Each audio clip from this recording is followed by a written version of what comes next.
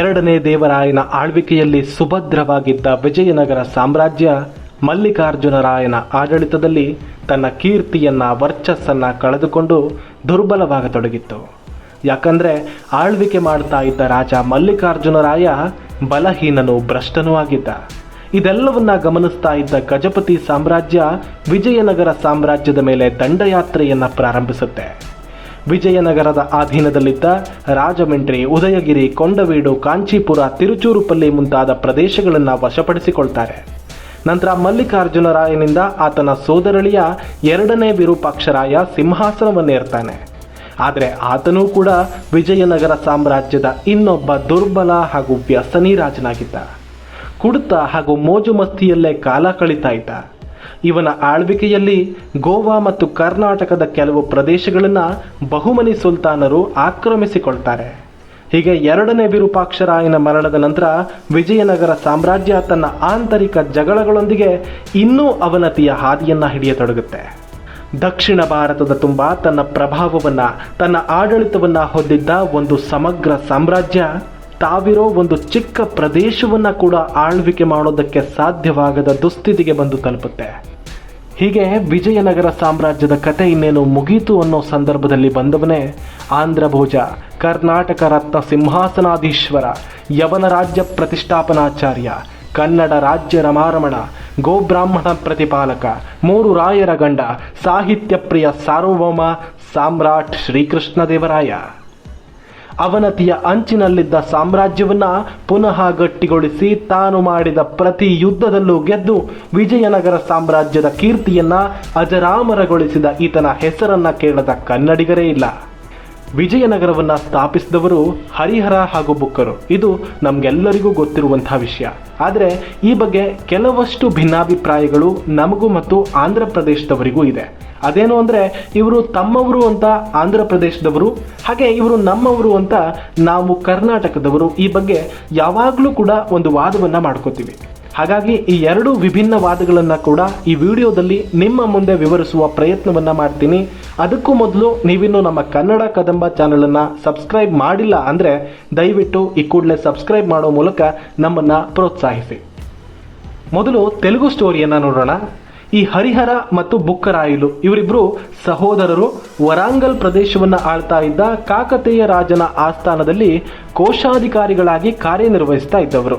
ಆಗ ಕಾಕತೀಯ ರಾಜನ ಮೇಲೆ ದಾಳಿ ನಡೆಸಿದಂತಹ ಮಹಮ್ಮದ್ ಬಿನ್ ತುಘಲಕ್ ಅವರನ್ನು ಸೋಲಿಸಿ ಅಲ್ಲಿಂದ ಈ ಹರಿಹರ ಮತ್ತು ಬುಕ್ಕರನ್ನು ಬಂಧಿಸಿ ಕರೆದುಕೊಂಡು ಹೋಗಿ ಇಸ್ಲಾಂಗೆ ಮತಾಂತರಿಸಿ ತನ್ನ ಬಳಿನೇ ಕೆಲಸಕ್ಕೆ ನೇಮಿಸ್ಕೊತಾನೆ.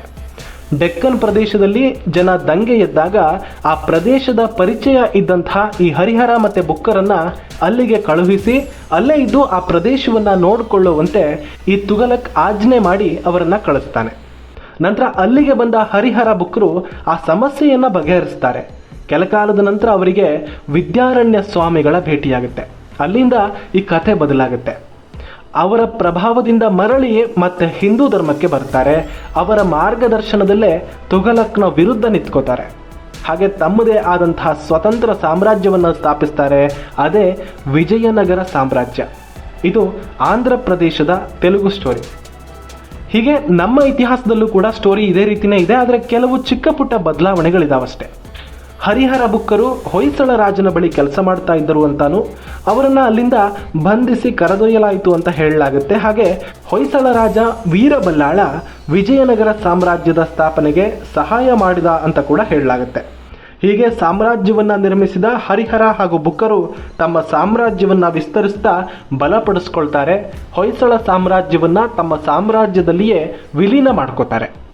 ಹೀಗೆ ಎರಡು ಮನೆತನಗಳು ಬೆರೆತ ಸಾಮ್ರಾಜ್ಯದ ಮೊದಲ ರಾಜನಾಗಿ ಹರಿಹರ ರಾಯ ಸಿಂಹಾಸನವನ್ನೇರ್ತಾನೆ.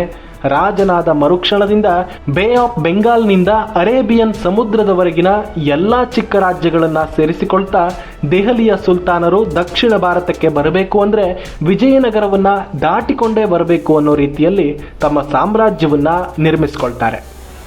ಹರಿಹರ ರಾಯನ ನಂತರ ಅವರ ತಮ್ಮನಾದ ಬುಕ್ಕರಾಯ ರಾಜನಾಗ್ತಾರೆ.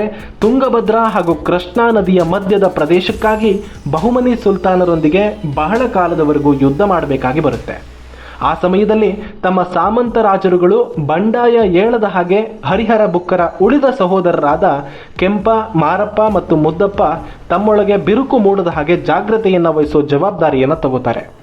ಇವರು ಅದೆಷ್ಟು ಚಾಕಚಕ್ಯತೆಯಿಂದ ಜಾಗ್ರತೆ ವಹಿಸಿದ್ರು ಅಂದರೆ ತಮ್ಮ ಸಾಮಂತ ರಾಜರುಗಳೊಂದಿಗೆ ವಿವಾಹಗಳ ಮೂಲಕ ಸಂಬಂಧಗಳನ್ನು ಕೂಡ ಬೆಳೆಸ್ಕೊಳ್ಳುವಷ್ಟರ ಮಟ್ಟಿಗೆ ಬುದ್ಧಿವಂತರಾಗಿದ್ದರು. ಉತ್ತರ ಭಾರತದಿಂದ ಆಗೋ ಆಕ್ರಮಣಗಳನ್ನು ಸುಲಭವಾಗಿ ತಡೆದುಕೊಳ್ಳೋದಕ್ಕೆ ಸಹಾಯ ಆಗೋ ರೀತಿ ವಿಜಯನಗರದ ಪ್ರದೇಶವನ್ನು ತಮ್ಮ ರಾಜಧಾನಿಯನ್ನಾಗಿ ನಿರ್ಮಿಸಿಕೊಳ್ತಾರೆ. ಅನಂತರ ಆಡಳಿತ ನಡೆಸಿದಂತಹ ಅವರ ವಂಶಸ್ಥರುಗಳಾದ 2ನೇ ಹರಿಹರ, 2ನೇ ಬುಕ್ಕರಾಯ, ವೀರ ವಿಜಯ ಮಲ್ಲಿಕಾರ್ಜುನ ಹೀಗೆ ಅವರ ವಂಶಸ್ಥರಿಂದ ಆಳ್ವಿಕೆಗೊಳಪಡ್ತಾ ಬರುತ್ತೆ. ತುಳುವ ನರಸನಾಯಕ ನಂತರ ರಾಜನಾಗ್ತಾನೆ. ಇವನ 2ನೇ ಹೆಂಡತಿಯ ಮಗನೇ ಶ್ರೀಕೃಷ್ಣ ದೇವರಾಯ. ಆದರೆ 2ನೇ ಹೆಂಡತಿಯ ಮಗನಾಗಿದ್ದ ಕಾರಣ ಅವನನ್ನು ಕೆಲವರು ರಾಜ ಅಂತ ಒಪ್ಕೊಳ್ಳಿಲ್ಲ. ಆದರೆ ಈ ವಿಜಯನಗರ ಸಾಮ್ರಾಜ್ಯದ ಸಾಮ್ರಾಟ್ ಶ್ರೀಕೃಷ್ಣ ದೇವರಾಯ ಅದ್ಯಾವುದಕ್ಕೂ ತಲೆ ಕೆಡಿಸ್ಕೊಳ್ಳಿಲ್ಲ. ಅವರೆಲ್ಲರ ಬಾಯನ್ನು ಮುಚ್ಚಿಸಿ ಈತ ರಾಜನಾಗ್ತಾನೆ. ಆದರೆ ಈತನಿಗೆ ಪ್ರಜೆಗಳ ಮೇಲೆ ಪ್ರೀತಿ ಎಷ್ಟಿತ್ತೋ ಅವನ ರಾಜ್ಯದಲ್ಲಿ ಅಪರಾಧ ಮಾಡಿದವರಿಗೆ ಶಿಕ್ಷೆ ಕೂಡ ಅಷ್ಟೇ ಕಠಿಣವಾಗಿತ್ತು. ಈತನೊಬ್ಬ ಅದ್ಭುತ ರಾಜನಾಗಿದ್ದ. ಕಳ್ಳತನ ಮಾಡದವರ ಕೈ ಕತ್ತರಿಸೋದು, ಕೊಲೆ ಮಾಡದವರ ತಲೆ ಕತ್ತರಿಸೋದು, ಹೀಗೆ ಈ ರೀತಿಯ ಕಠಿಣ ನಿರ್ಧಾರಗಳಿಂದ ಅವನ ರಾಜ್ಯದಲ್ಲಿ ಪ್ರಜೆಗಳ ಬದುಕು ಸುಖಕರವಾಗಿತ್ತು. ಹಾಗೆ ಅಪರಾಧಗಳು ನಡೆಯದ ಹಾಗೆ ಶ್ರೀಕೃಷ್ಣ ದೇವರಾಯನ ಕಠಿಣ ಕಾನೂನು ಆ ಪ್ರಜೆಗಳಿಗೆ ಶ್ರೀರಾಮ ರಕ್ಷೆಯಾಗಿತ್ತು. ಶ್ರೀಕೃಷ್ಣ ದೇವರಾಯ ದೈಹಿಕವಾಗಿ ಕೂಡ ಅತ್ಯಂತ ಬಲಶಾಲಿಯಾಗಿದ್ದು ಯುದ್ಧದಲ್ಲಿ ತಾನೇ ಸ್ವತಃ ಪಾಲ್ಗೊಳ್ತಾ ಇದ್ದ. ಹಾಗೆ ಯುದ್ಧದಲ್ಲಿ ಗಾಯಗೊಂಡ ಸೈನಿಕರನ್ನ ಸ್ವತಃ ತಾನೇ ಹೋಗಿ ಮಾತಾಡಿಸಿ ಅವರಿಗೆ ಬೇಕಾದ ಎಲ್ಲ ವ್ಯವಸ್ಥೆಗಳನ್ನು ಮಾಡಿಕೊಡುವಷ್ಟರ ಮಟ್ಟಿಗೆ ತನ್ನ ಬಾಂಧವ್ಯವನ್ನ ಆ ಸೈನಿಕರೊಂದಿಗೆ ಹೊಂದಿದ್ದ. ಹಾಗೆ ಅವನಷ್ಟೇ ಬಲಶಾಲಿಯಾದ, ಬುದ್ಧಿವಂತನೂ ಆದ, ಅದ್ಭುತ ಮೇಧಾವಿಯಾದಂತಹ ತಿಮ್ಮರಸು ಶ್ರೀಕೃಷ್ಣ ದೇವರಾಯನ ಮಂತ್ರಿಯಾಗಿದ್ದಿದ್ದು ಅವರ ಒಂದು ವಿಶೇಷತೆ. ಆತನನ್ನು ಎಂದಿಗೂ ಕೂಡ ತನ್ನ ತಂದೆಯ ಹಾಗೆ ಗೌರವಿಸ್ತಾ ಇದ್ದ ಶ್ರೀಕೃಷ್ಣ ದೇವರಾಯ ಮಂತ್ರಿಗಳನ್ನ ಅಪ್ಪಾಜಿ ಅಂತಾನೆ ಕರಿತಾ ಇದ್ರು. ಸ್ವತಃ ಕವಿ ಕೂಡ ಆಗಿದ್ದ ಶ್ರೀಕೃಷ್ಣ ದೇವರಾಯರು ತನ್ನ ಆಸ್ಥಾನದಲ್ಲಿ ಅಷ್ಟ ದಿಗ್ಗಜರು ಅಂತ 8 ಜನ ಮಹಾನ್ ಕವಿಗಳಿಗೆ ಆಶ್ರಯ ನೀಡಿ ತನ್ನ ಆಶ್ರಯದಲ್ಲಿರಿಸಿಕೊಂಡಿದ್ರು.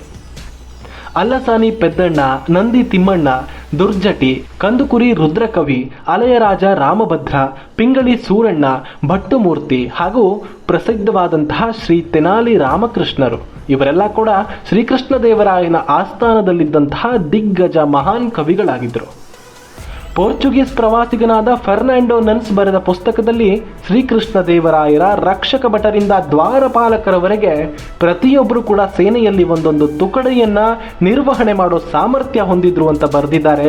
ಇದರಲ್ಲೇ ಗೊತ್ತಾಗುತ್ತೆ ಆಗಿನ ಕಾಲದಲ್ಲಿ ನಮ್ಮ ಕನ್ನಡ ಸಾಮ್ರಾಜ್ಯ ಅದೆಷ್ಟು ಪ್ರಬುದ್ಧವಾಗಿ, ಅದೆಷ್ಟು ಬಲಶಾಲಿಯಾಗಿತ್ತು ಅನ್ನೋದು.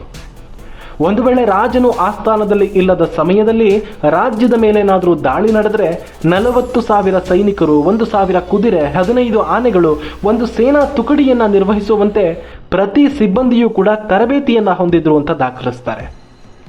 ಶ್ರೀಕೃಷ್ಣ ದೇವರಾಯ ವರ್ಷಾನುಗಟ್ಟಲೆ ಯುದ್ಧ ಮಾಡಿ ಗಜಪತಿ ಸಾಮ್ರಾಜ್ಯದ ರಾಜನನ್ನ ಸೋಲಿಸಿ ಉದಯಗಿರಿಯನ್ನ ತನ್ನ ಸ್ವಂತ ಮಾಡ್ಕೊಳ್ತಾರೆ.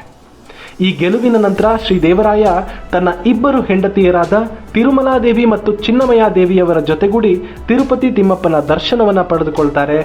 ನಂತರದ ಯುದ್ಧದಲ್ಲಿ ಕೊಂಡವೀಡು ಪ್ರದೇಶದಲ್ಲಿ ಮತ್ತೆ ಗಜಪತಿ ಸೇನೆ ಎದುರಾಗುತ್ತೆ. ಕೆಲವು ತಿಂಗಳುಗಳ ಕಾಲ ಕೊಂಡವೀಡು ಕೋಟೆಯನ್ನ ಸುತ್ತುವರೆದರೂ ಕೂಡ ದೇವರಾಯನ ಸೈನ್ಯಕ್ಕೆ ಕೋಟೆಯ ಒಳ ಪ್ರವೇಶ ಮಾಡೋದಕ್ಕೆ ಸಾಧ್ಯ ಆಗೋದಿಲ್ಲ. ಒಳಗೆ ಹೋಗೋ ಪ್ರತಿ ಪ್ರಯತ್ನವನ್ನ ನಡೆಸಿದಾಗಲೂ ಕೂಡ ವಿಜಯನಗರದ ಅಪಾರ ಸೈನಿಕರು ಸಾವಿಗೀಡಾಗ್ತಾ ಇದ್ರು. ಇದರಿಂದ ತಿಮ್ಮರಸು ಕೂಡ ದಾರಿ ಕಾಣದ ಹಾಗಾಗಿದ್ರು. ಹೇಗಾದರೂ ಸರಿ ಗೆಲ್ಲಲೇಬೇಕು ಅನ್ನೋ ಹಠದಿಂದ ರಹಸ್ಯ ಸುರಂಗವನ್ನ ಪತ್ತೆ ಹಚ್ಚಿ ರಾತ್ರಿ ಸಮಯದಲ್ಲಿ ಆ ಕೋಟೆಯನ್ನ ಹೊಕ್ಕು ಕೋಟೆಯನ್ನ ವಶಪಡಿಸ್ಕೊಳ್ತಾರೆ. ಜೊತೆಗೆ ಆ ರಾಜ ಪ್ರತಾಪರುದ್ರನ ಮಗನಾದಂತಹ ವೀರಭದ್ರನನ್ನ ಬಂಧಿಸ್ತಾರೆ. ಇದರ ನಂತರ ಕಳಿಂಗದ ಮೇಲೆ ಯುದ್ಧಕ್ಕೆ ಹೊರಡುವುದಕ್ಕೆ ತಯಾರಿಯಲ್ಲಿದ್ದ ಶ್ರೀಕೃಷ್ಣ ದೇವರಾಯನ ಬಗ್ಗೆ ಮೊದಲೇ ತಿಳಿದುಕೊಂಡಂತಹ ಪ್ರತಾಪರುದ್ರ ಹೇಗಾದರೂ ಸರಿ ಈ ಸಲ ಶ್ರೀಕೃಷ್ಣ ದೇವರಾಯನನ್ನ ಸೋಲಿಸಬೇಕು ಅಂತ ಅದರ ತಯಾರಿಯಲ್ಲಿರ್ತಾನೆ.